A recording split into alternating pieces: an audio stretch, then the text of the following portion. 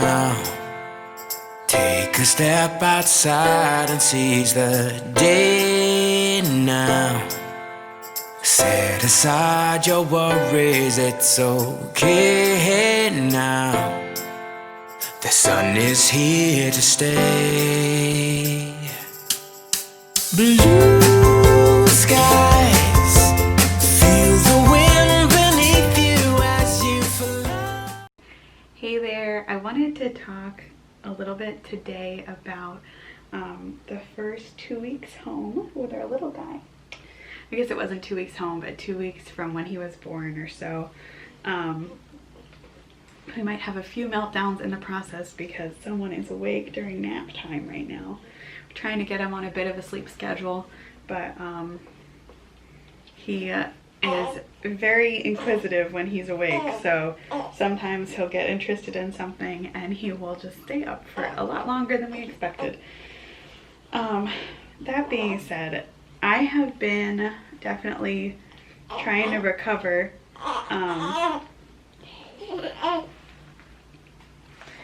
Anyways, these first few weeks home have definitely been interesting for me. I think we're kind of existing right now with like no sleep. My husband goes back to work tomorrow, so that's definitely going to be an adjustment for us as far as sleep. He's been a great help when he's been home. He's been helping with middle of the night feedings and diaper changes for the little guy and all of that.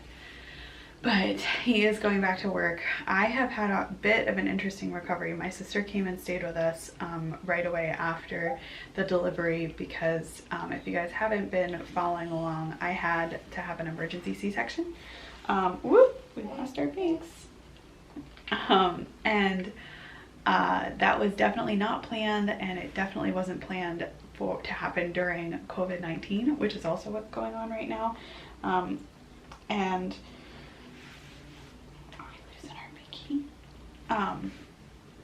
So we had to limit kind of the family that was able to come both to the hospital. Oh, it's okay.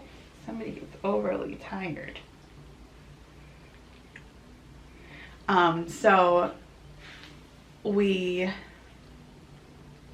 had to kind of limit the number of people that could come to our house, and my sister had been quarantined for probably 60 days at that point, so she actually came, and she's great with babies and also just great with me, so I knew she'd be able to kind of care for everyone while I was recovering and unable to move initially. I had a really rough C-section.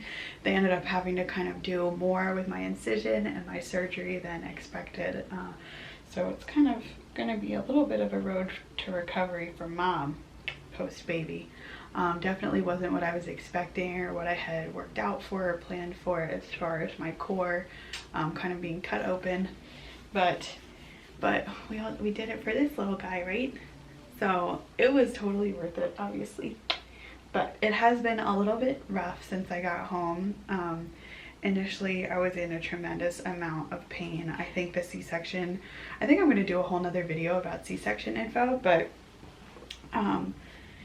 the C-section kind of like wrecked me physically. I felt great the day after the C-section in the hospital, and I think I pushed it. I just push it always with everything. If you guys know me personally, you know that's kind of my personality.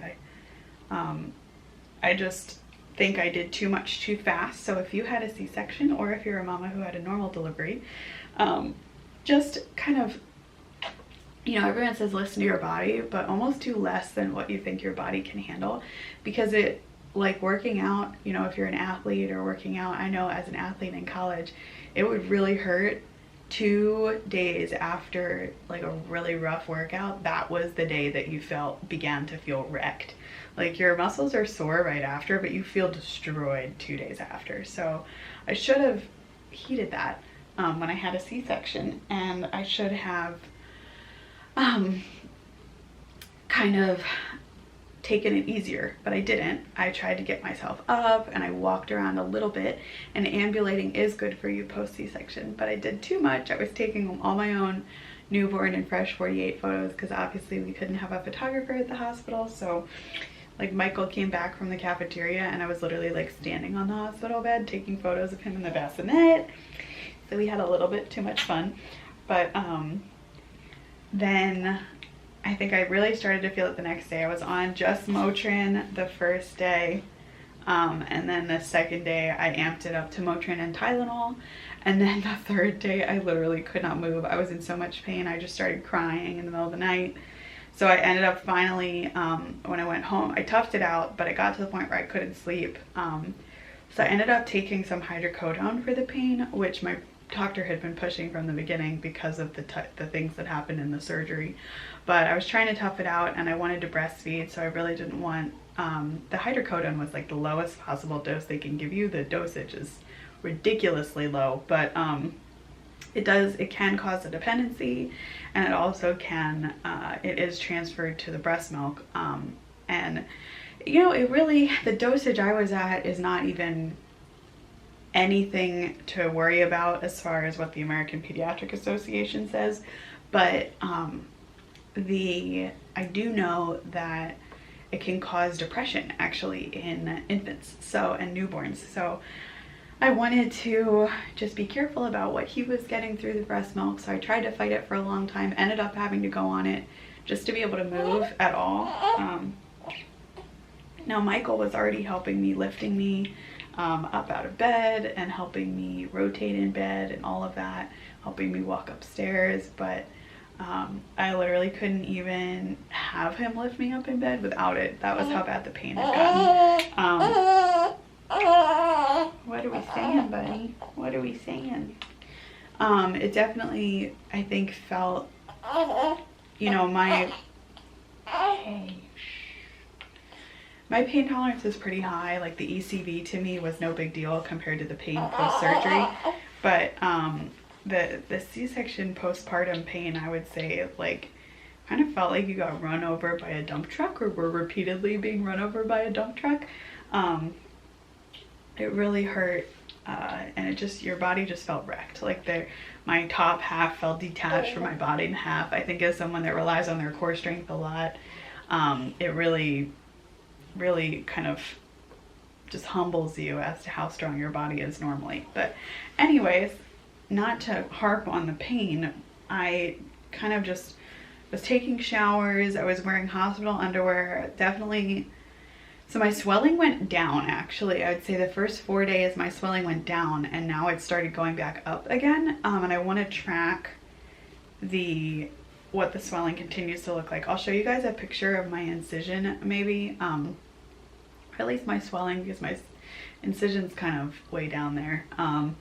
But the incision is kind of below, it's in my pubic area, which is great because I can wear a bikini. It's like below my underwear line, which is awesome. I'm super excited to be able to wear bikinis eventually. The swelling is still really bad. And I actually got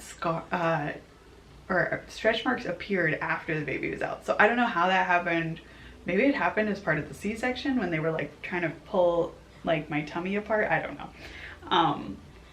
To like stretch the opening to let him come out because he got stuck, and that was one of the issues as to why the surgery became more complicated. But I don't know where they were because literally the day before I went into the hospital I had no stretch marks on my tummy. I did have some on my hips. I have a lot on my hips now, but I have none on my tummy. I had none on my tummy, and now I have like 3 on my tummy, which is crazy. But anyways, so then trying to remember, I have total like mom post-pregnancy brain. I don't even know what brain, exhausted brain right now, so everything is like a little tangential. But I found ice packs to be really helpful in the incision. I did heat packs on my back and ice packs on my front. I would put them in the hospital undies and have them give you a bunch of those before you leave. Like that was super helpful for me. The first few days with him at home were wonderful. He is such a good baby and he really tries not to cry, and we're definitely in the phase where he's getting more vocal. We have not slept like the last 3 days because he's decided that it's sleep during the day and party all night. So he screams all night long. And we are sleep training him, but it has proved to be a little bit difficult because he absolutely hates being swaddled. And even with Velcro swaddles, will Houdini himself out and find a way to get himself out. So Mr. Andrew likes to be, he likes to sleep on mom and dad's chest, which is really unsafe and also frustrating for us. So we have to kind of tag team, like staying awake basically all night. Either that or we put him in the bassinet and he screams. We have been using the Dogatot, and that has been probably the best so far. His bassinet he does not like unless it's being rocked. So basically I'll rock it with my foot until I fall asleep and then he'll start screaming. So the Dogatot, we put it in bed and he likes that. That definitely isn't going to continue. He's going to go to his nursery once we feel that it's safe to do so. But the Dogatot is like the only thing remotely that is both safe sleep and that he'll fall asleep in. And even that he doesn't like compared to sleeping on one of us. So it has proven really difficult to get sleep in the past few days. But before that he was an angel baby, and he has had to have so many extra checkups because of his growth restriction. And some of the, I wanted to go over some of his health concerns that you guys followed before delivery. So as you know, he was a breech baby. He was breech almost the entire pregnancy.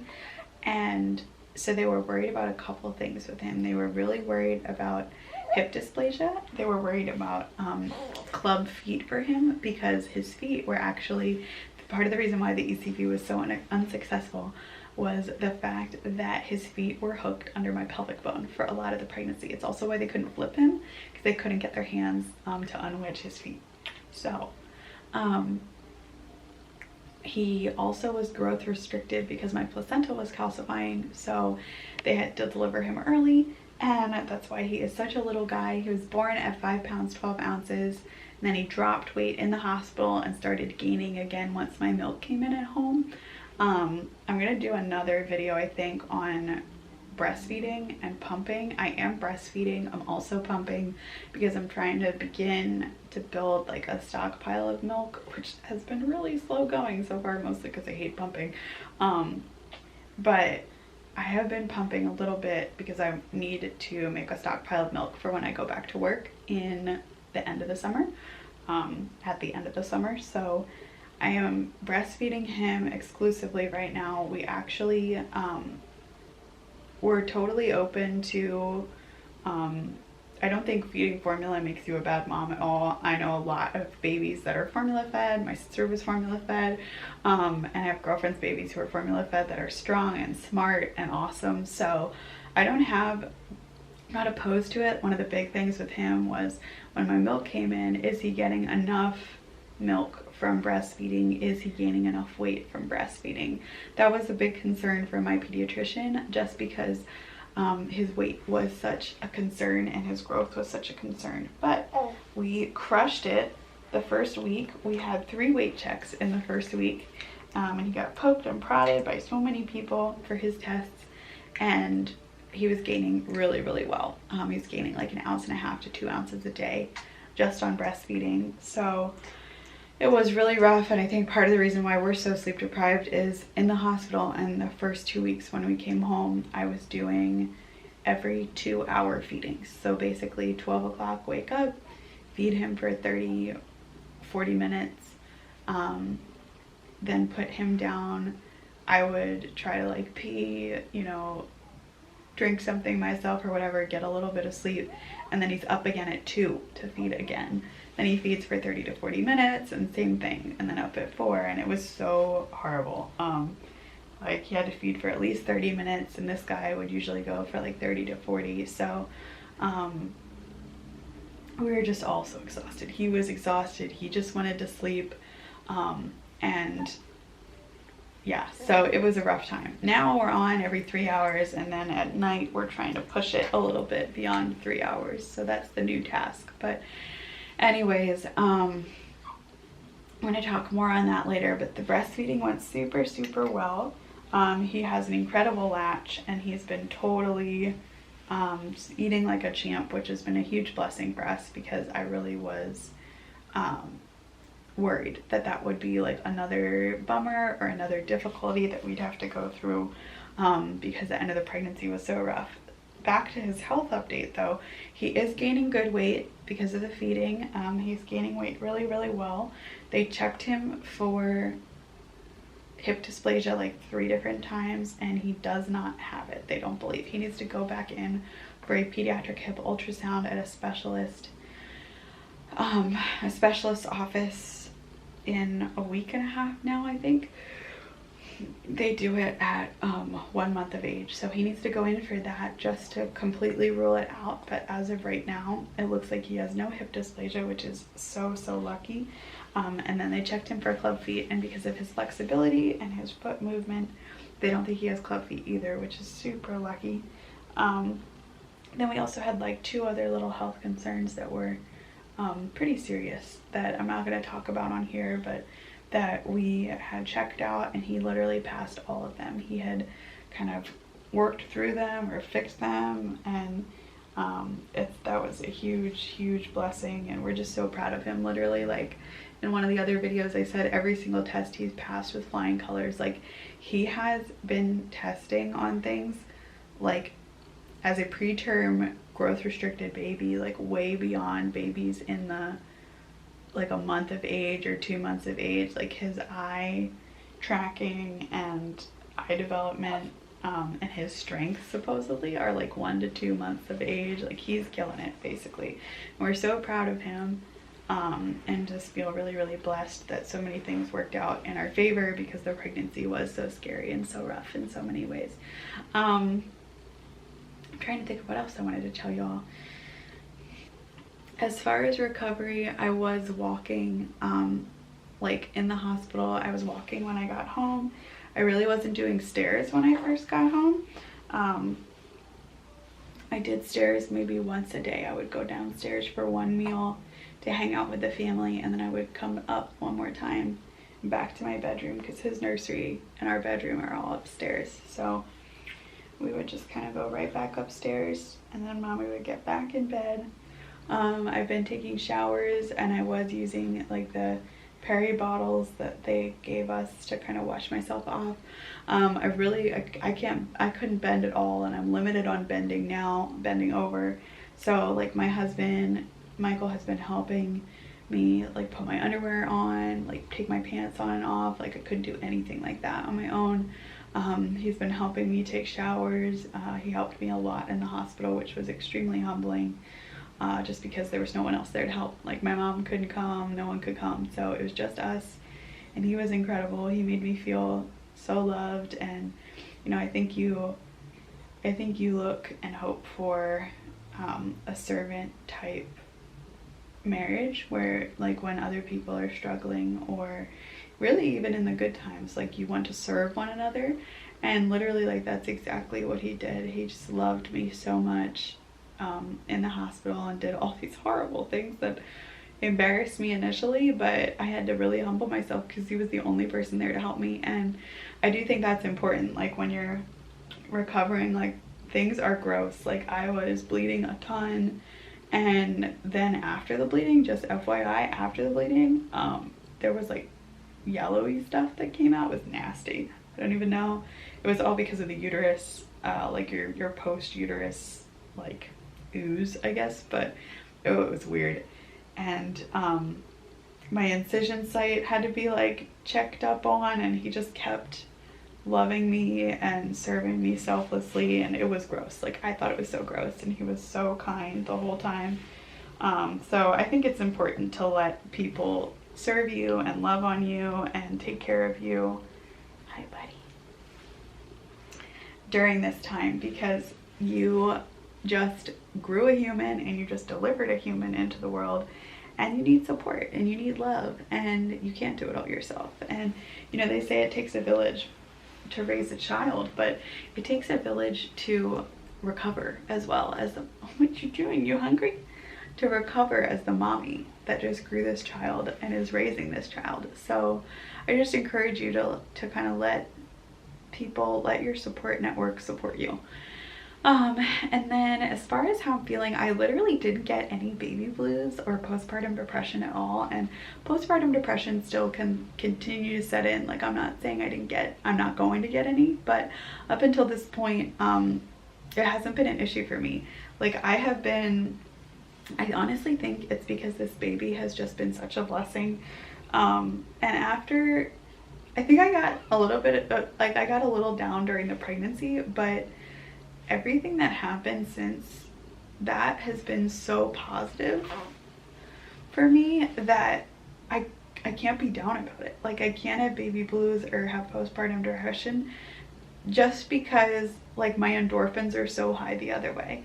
And it's literally, I feel so lucky right now and so joyful right now for this little human being and everything he's already accomplished and all of the, I guess, like, things he's overcome, like the roadblocks he has overcome and the walls he's broken down. And my pregnancy was so hard at the end. Like, it was just bad news after bad news after bad news. And I had to do it all on my own because my husband couldn't even come to the appointments with me. And my family couldn't even come visit because of COVID. So it's all really just been so wonderful ever since. And I feel very, very lucky in that regard. So that's kind of my take on baby blues and postpartum depression. It's been great so far. I do think it's been hard since we've been home, like, letting him sleep at night. I don't know if any of you guys experienced this. We're looking into getting, like, the Owlet monitor or something. Like the sock, we have a baby monitor and everything, but oh my gosh, we wake up all the time just to check on him and make sure he's, like, breathing, just because we love him so much and we don't want anything to happen to him. And I think both of us have, like, a little bit of baby anxiety, and I think one thing that will really help is just kind of going in prayer before we go to sleep and just praying for protection over him while he sleeps, because I think just having peace of mind for us is what we need right now, because we love him so much and he's defied so many odds. We don't want anything to happen to him because of us. So anyways, that's, like, that's the only thing we're freaking out about, like, him breathing through the night and SIDS and all of that stuff. So anyways, that's kind of that's what's been going on here with us. I'm living in my pajamas, leaking breast milk everywhere. I'm exhausted like a zombie most days. My hair gets brushed, like, before bed only. The dog needs a bath. You barely have clothes because every single other outfit is in the washer because he peed on it. And I was walking around in a robe today that had been peed on by him that I hadn't even taken off yet because I was so tired I didn't want to walk upstairs and put something else on that hadn't been peed on. So that's kind of how life is going right now. But amidst everything that is a mess, we feel really joyful, and I feel so happy, and my heart is literally so full. I know I said in one of the other videos, like, every single time in my life I've said that my heart feels so full. Until now, I didn't even know what I was talking about. Like, I am filled with so much joy because of this little baby who is such a miracle that I made, and for my husband and his strength and his love through all of this, and our doggy and our home, and we just feel so, so lucky. And yeah, as hard as the recovery is and the pain has been, it's all worth it. And the sleeplessness, because you're so cute that I would do anything for you. Anyways, so that's kind of my at-home update, and this is our little guy. I'll kind of pull you guys over here. Oh, you're gonna give him a yawn? So yeah, and a little smile. So he's napping right now, but we're about to eat again. And yeah, that's him. We're just chilling. We're soaking in these snuggles before Mom has to go back to work. Yeah.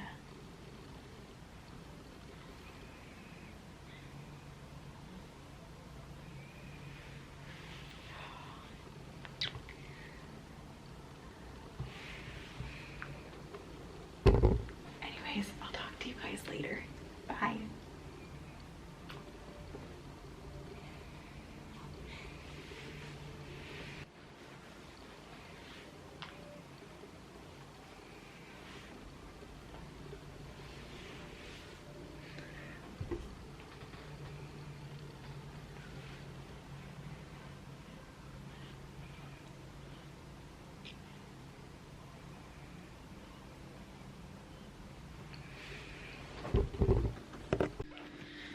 Okay, so I told you guys I would show you my incision, and I can't really show you that because it's way down in my panties, but I will show you guys the swelling. This is kind of the pudge that I still have post baby.